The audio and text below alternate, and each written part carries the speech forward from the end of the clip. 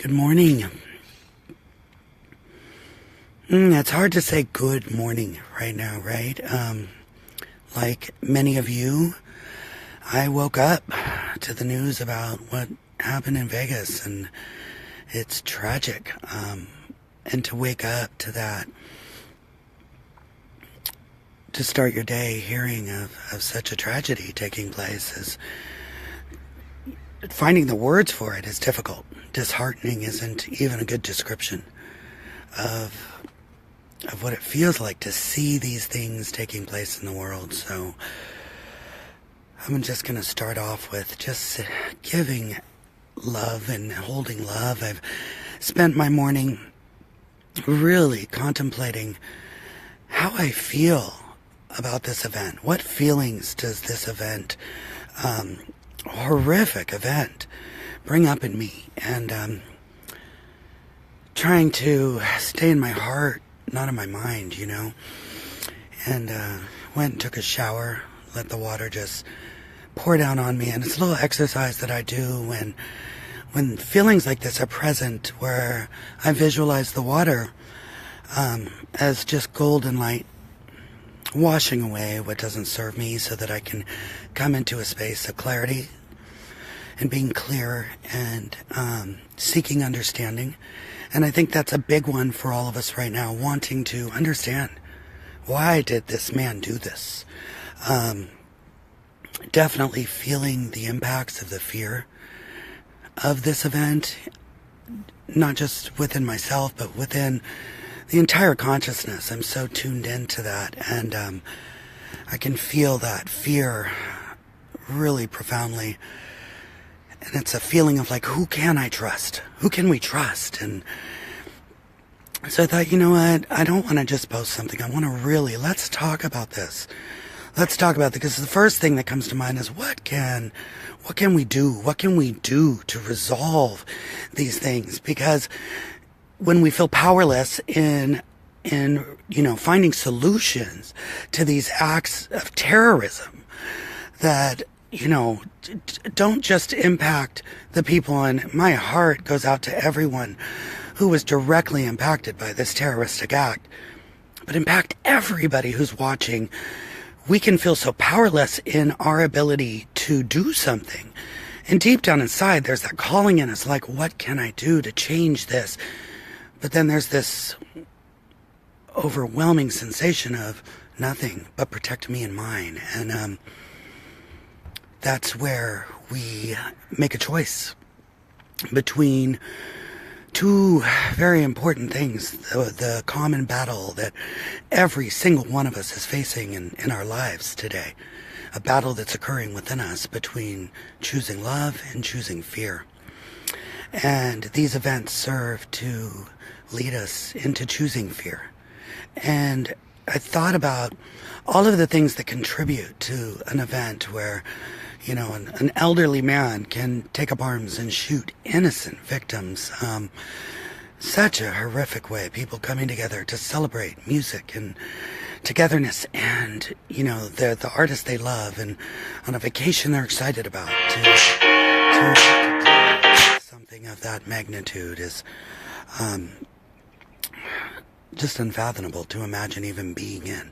And I know that there are people in this world who live in this type of a reality every single day, and we're not aware of that on a daily basis, because it's not in our awareness here in America to see that.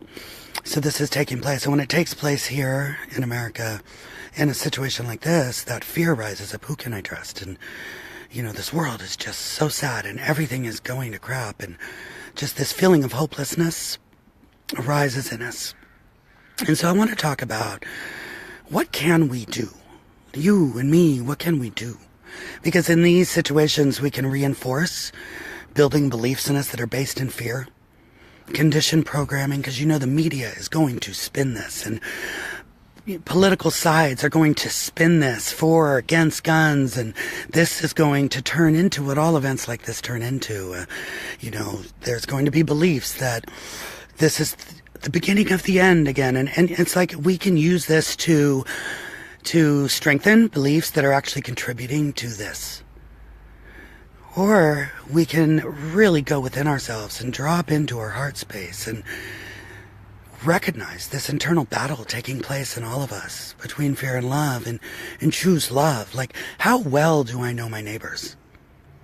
How well do I know the neighbors, the people that live right next door to me? I mean, I thought about this morning, how this man who lived in a retirement community, how well did he know his neighbors?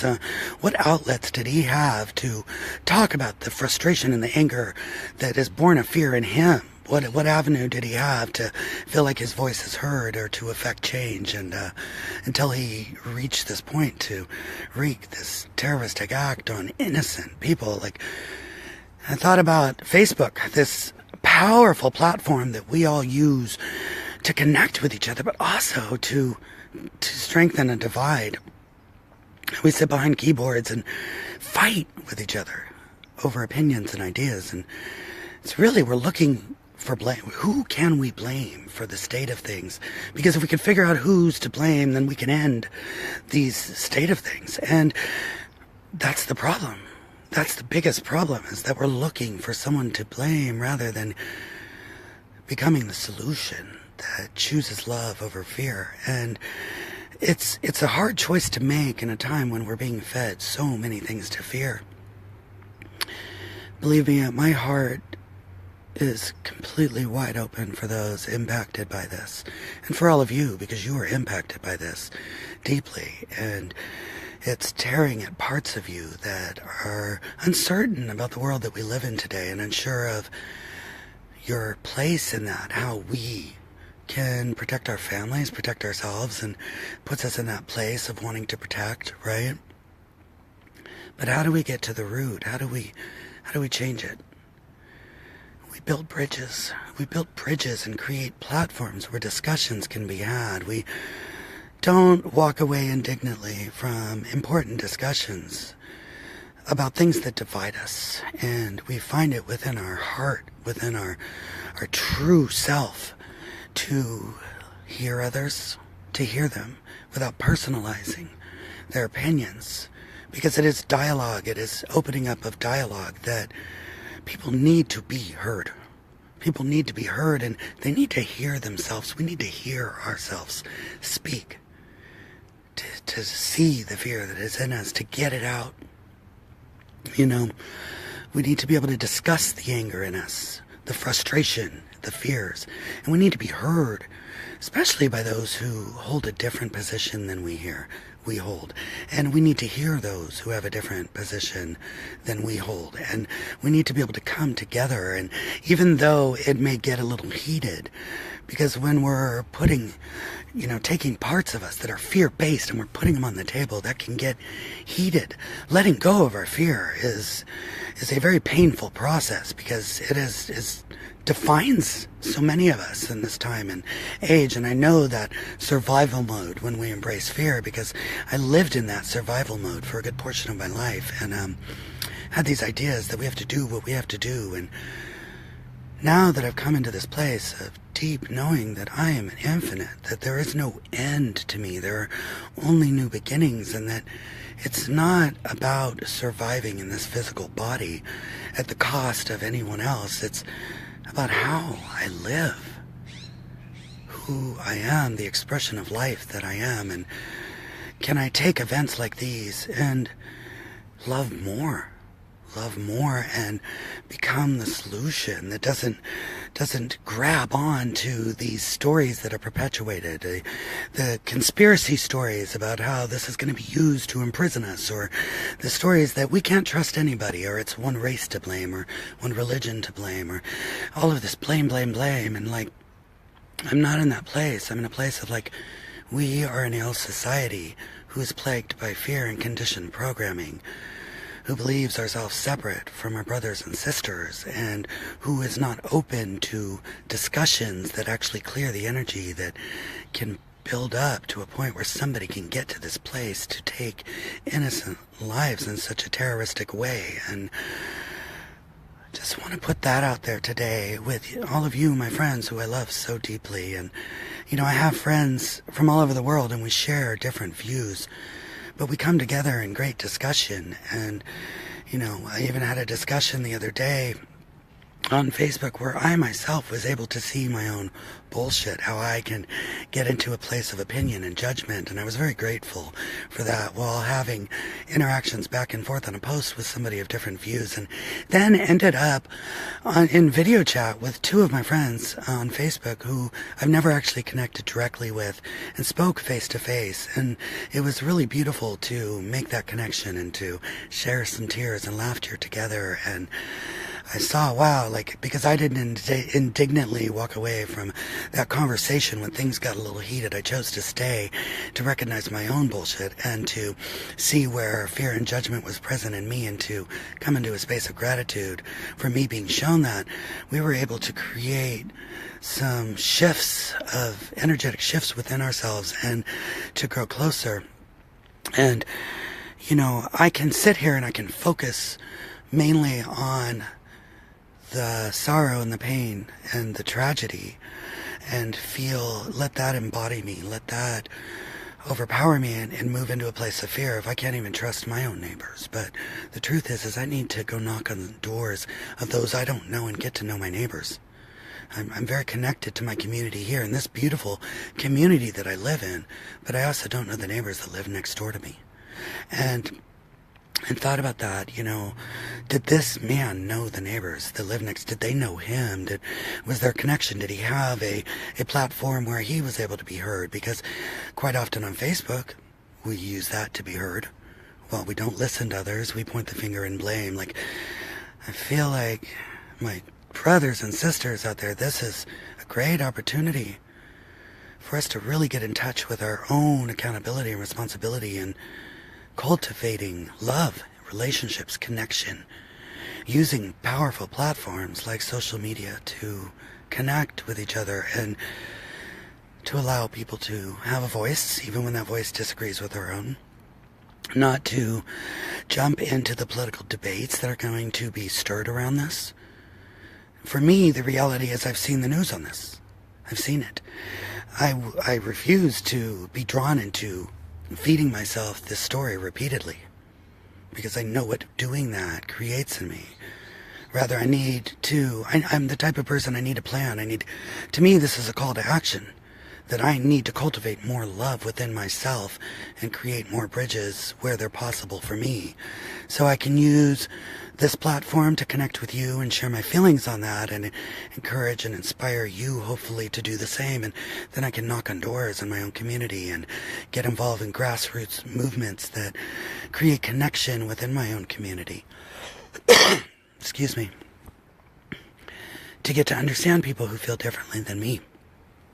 And to create dialogue and be willing and open to discussion. And not discussion about what the problem is so much as who's to blame, but where in us does this problem exist and how can we work together to solve this? We live in a divisive world, and it's only unity and love that heals that. So if we tap into fear and strengthen that within us, we become more divisive ourselves. But if we recognize that it is fear that has led to the hatred in the world that can create these type of events within people who live right next door to us, in events that are supposed to be a happy, cheerful coming together for people, music, which is a healing part of our reality, tapping into the fear is what leads to that. So the fear within our own consciousness contributes to that. Helps to grow that. These events grow from us embodying fear within us. So to take these events and embody more fear, we're actually contributing to more of these events. We can recognize that what heals these is unity. Unity. And I'm not talking about tolerance. We are beyond tolerance. Tolerance is you are different than me, but I still see you as the problem, but I'll tolerate you because it's not politically correct for me to be mean to you. I'm going to be kind, but I don't really feel it in my heart and soul toward you. I'm not talking about tolerance. I'm talking about a celebration of diversity and recognizing our differences as something that truly unites us. Coming into a space of love and being so responsible for our own part, our own role in this. Do we point fingers and blame? Do we hear other people's cries for, their pain? Do we see other people's struggles as our own? Do we move into our heart and say, this may not be my struggle, but I see that it is yours, and I'm going to hear you. I'm going to hear you. There's important things taking place, major movements taking place, and we're pulled emotionally by these things to place blame. Quite often, placing blame feels like doing something. Screaming, this is wrong, that person's to blame, this group's to blame. Feels like we're doing something, but are we? Or are we just adding to the consciousness that is creating what we see that is horrific and heart-wrenching and creates more fear? And hatred is born of fear. Hatred is born of fear. So when we embody that fear, we ourselves embody hatred. We cultivate hatred in the world. When we look at it and go, okay, it's time to get to the root, to the solution, and be love. Can I love thy neighbor as myself? Can I love my neighbor as myself? Can I love my neighbor who feels differently than me, who prays differently than me, who looks differently than me, whose battles are different than my own, who challenges beliefs and conditioning in me? Can I love that neighbor as myself? Especially right now in a time where I'm being told to fear and that you can't trust anybody. Can I love my neighbor as myself? It is the truest display of loving God with all my heart to love my neighbor as myself. Come into my heart. Love my neighbor as myself. Can I see the man who shot these people in this horrific way as my neighbor too? Can I pray for that soul who was so lost in fear and hatred? Do I embrace hate? Is that the enemy now? Is that the enemy? Do I have another enemy to fear, to hate?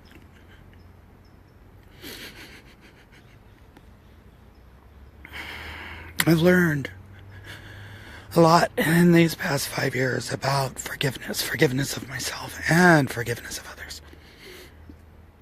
Forgiveness of those who harmed me when I was a child, an innocent child. Events that occurred in my own life that allowed me to really recognize that forgiveness is possible in my life. Can I forgive those in the world that create fear in me and love my neighbor as myself? Can I practice that one belief? Love you as myself. And that's what this brings up in me. The desire to love my neighbor as myself, even more. And it's easy to love the ones who believe what we believe, who think what we think, who look how we look, who pray how we pray, who love how we love, who marry how we marry. It's easy to love those. That's not love. That's not love. True love has no condition, no boundaries. We can say that we love our neighbor like we love ourselves when we love those who embody ideas and lifestyles and beliefs that are complete opposite of our own, that we see as a threat to us. To say that we walk in faith, yet cast judgments against each other. Every day, all day long, we are contributing to this consciousness that creates these acts of terrorism. And this is an act of terrorism. But let's not argue about that, too. There's going to be so many issues for us to argue about over this. It's going to be a lot of opportunity for us to fight over who's to blame. Pay attention. Be mindful of the bait that is going to be thrown out there for you to choose fear over love in this instance. Every day we share one common battle together. A battle, a war taking place inside ourselves between choosing fear or love. And if we can accept that one truth, we are united in that one truth alone. And if we can cultivate love in our consciousness, in our lives, we are part of the solution that ends these events. That is the only battle that we need to fight right now. The battle inside ourselves, choosing love or fear. To argue over guns, whether it's a terrorist act or not, who's to blame, the race of the man, what religious beliefs he held. I know a lot of us want to know why did he do it, so we can make sense of it. The only sense that can be made of this is to understand that this was a soul lost in its own fear, that turned into hatred, and that every single one of us is capable of letting fear bind us to the point where we hate so much. Every one of us is capable of hatred if we embody fear in the daily battle taking place within ourselves. We want this to end. We want peace on earth. We want safety for our own children, our family, our loved ones. We have to want it for each other. We have to want it for our neighbor who looks, thinks, and believes differently than us, our neighbor who prays and marries differently than us.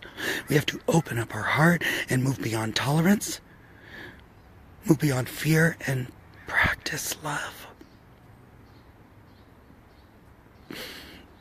It is the most freeing place to be in, and it does not mean that you don't feel pain. You feel pain. It hurts to see the world in pain. And when you practice love, you feel it more. Because when you open up your heart, you begin to feel everything around you in a very different way. Because when you are a heart-centered being, you have an ability to take that fear energy into you and recycle it through healing it within yourself. You have that ability to recycle energy, fear energy into love. To not numb out to it. When you drop into your heart and you choose love over fear, you have the ability to take on the fear that is in the global consciousness, to take it into you and not avoid it. To welcome it. I welcome this fear in me. I hold it. I pull it all into the center of me where the light of God exists in me. And I turn it into love, and I speak life and love to those that I speak to. It's scary to let go of our fear, but our fear does not protect us. It's just an identity that we've held for so long. We believe that we must be brave and fight. True courage is vulnerability. Vulnerability to release our fear and to embrace love. And to feel the fear of the world and to heal it. We are powerful, infinite beings who have the ability to heal the world through our own healing process and journey.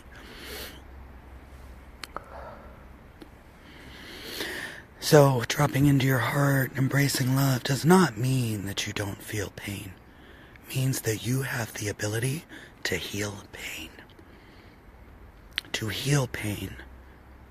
And to strengthen the love within you.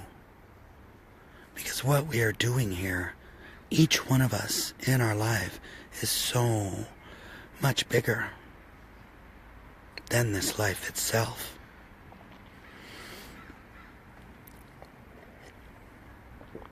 I want to thank you all for being here with me. I can feel your energy right now. I can feel your love. And we need to have these discussions with each other.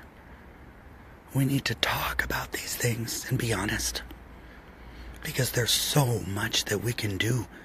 Every moment, every now moment, we can be a part of the solution. Every moment we can be a part of the change. There is enough people in the world pointing out what is wrong, but we have to move beyond that.